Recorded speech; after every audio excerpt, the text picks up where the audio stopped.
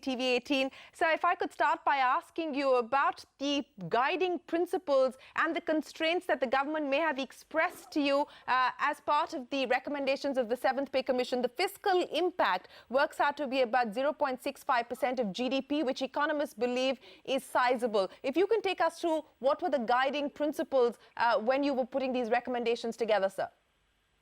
First of all, let me clarify, I was a member of the 6th Pay Commission. My apologies. My apologies, sir. Okay. Now, the guiding principle is really, we have to really look for the details of the report, because they have discontinued the pay bands and the pay grades, grade pay. So I think they are talking about the matrix, overall matrix of the pay. And everybody is going to fix himself or herself into that matrix. This is a concept which needs to be really looked into, because if it is really implemented with all the spirit, it makes a wonderful kind of a thing, because you are at one stroke removing all those kind of the gradations and right. the hierarchies and all other things. I have my serious doubts about that happening actually in practice. Okay, so you believe that that is a recommendation that the government might find difficult to follow through on? I do. I have my reservations. Unless I go through the report, I cannot really comment on that. Because, this is something where the bureaucracy is actually called bureaucracy because there is hierarchy.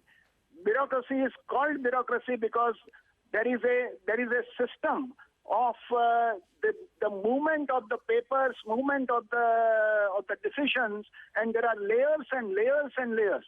I think one has to really look at the things. They have not mentioned in the brief that how many pay bands and the pay grades. Because there are so many grades. Yeah. I think the 6th Pay Commission reduced the number of grades from 33 to 21. Okay. They have remained absolutely silent on this in their summaries. So one has to really look into the details that what they have done in that. But what is interesting is that they are having the same fitment ratio, 2.57 for everybody. That means that if this kind of formula is really accepted, then I have my doubts that the people who would be stagnating right now would continue to remain stagnated even in the future, because the maximum pay that they are talking about is 2.25. And, the maximum pay right now is about 80,000. So comparable ones.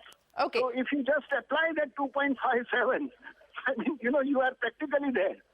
Right. But on the overall assessment, Mr. Dholakia, the recommendation coming in at 23.5%, that is the pay hike that has been recommended, and the impact as far as the fiscal is concerned, which works out to about 0.65% of GDP. Do you believe that they've managed a balancing act somewhat? Yes, it is a balancing act, and this is absolutely, accepted or expected, because I don't think that you could have done any better or any worse than this, because these are the kind of parameters that you already have.